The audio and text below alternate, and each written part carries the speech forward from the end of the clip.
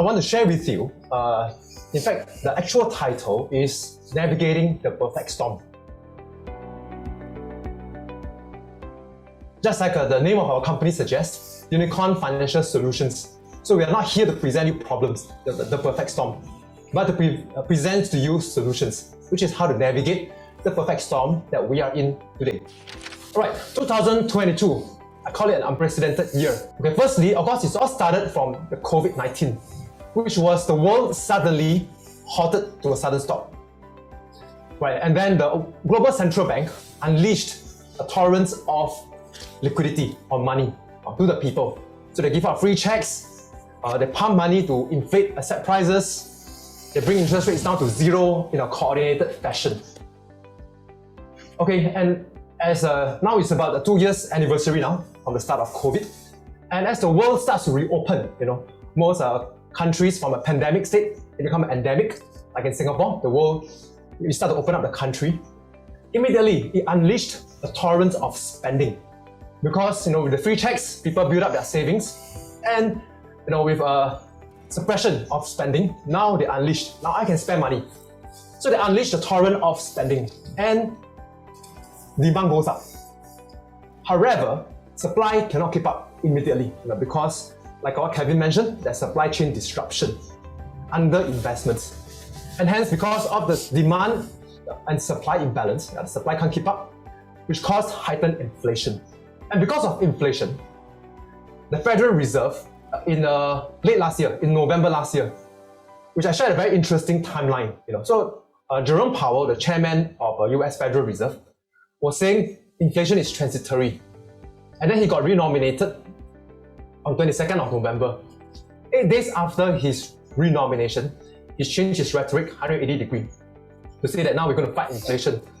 Now every question that's posed at Jerome Powell, his answer is, we're going to fight inflation, we're going to fight inflation. And that's currently at the top of their mind, or at least at the tip of their tongue.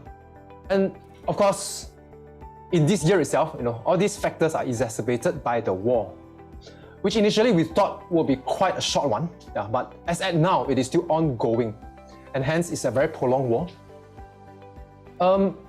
Russia and Ukraine together makes up only about 3% of world's GDP.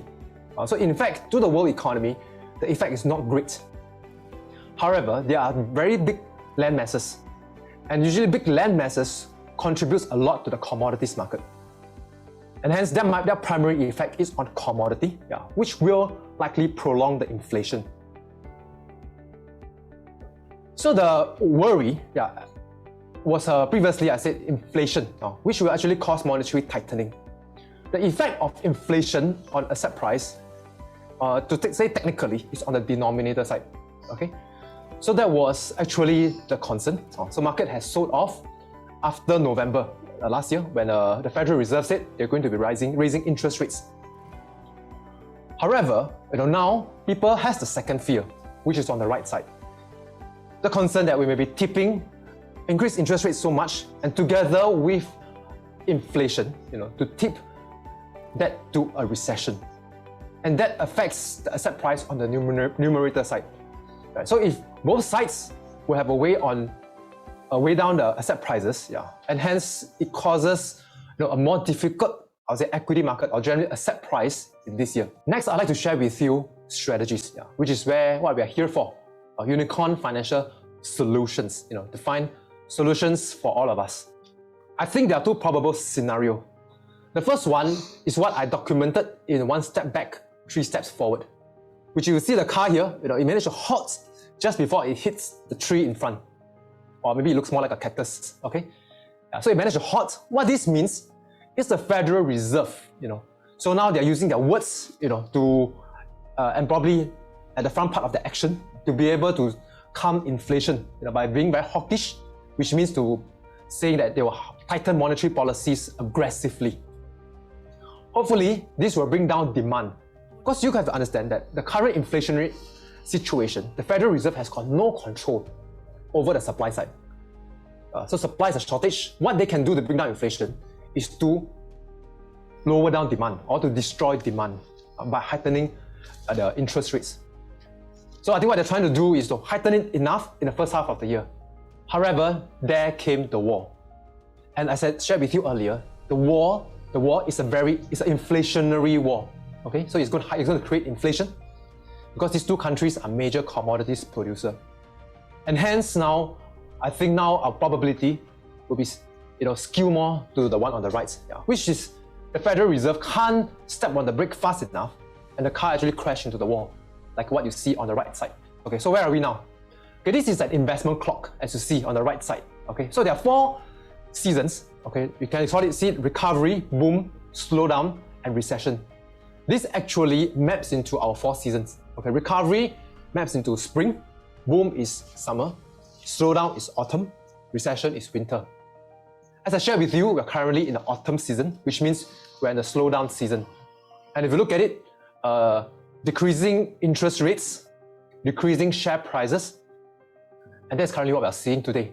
So in my view, we are in a slowdown. Okay, in the actual world, it's not as perfect as this. If it is, investment would have been very easy. So a lot of times we have to make the most calculated guess where we are, and that's the first scenario. So that what the first scenario mean is the Federal Reserve is able to prevent a recession. That means it slows down the clock such that it can remain in the autumn season for a longer period, which means in the slowdown period. And in this slowdown period of the quadrant, what are the good assets to be in? Okay, I'll share with you a few. Okay, one is short-term bonds. In our allocation, that is kind of represented by the cash that we have, which is a very we call it dry powder or safe assets. That earns you some interest, but the prices don't fluctuate very much. And beyond that, what you're looking at is high quality assets. And that's also what we've been getting in. We've never been in the hype and the fluff assets, which I think a lot of, I'll say, people who look for excitement were in those assets. But we never wanted to participate in those. So we tend to keep the assets in our portfolio, to high quality. And hence we've been positioning for the slowdown.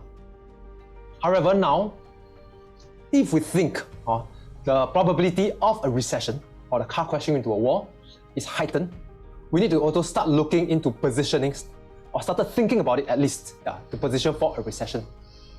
And what are we doing? In a recession, the first and foremost assets, as you see at the 3 o'clock area, is actually long-term bonds. And that's currently the investing committee is looking into. They'll be looking into a longer duration bonds.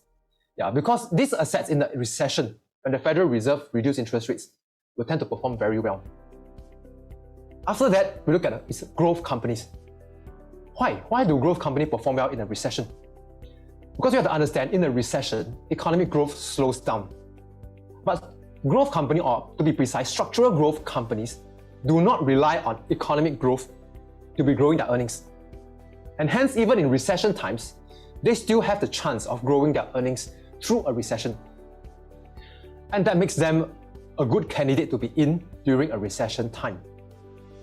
Okay, so this is just to share with you how we are positioning now and what kind of assets are we looking into positioning as we navigate between that of a slowdown and a possible recession, so that we can our portfolio can stay resilient for all of us.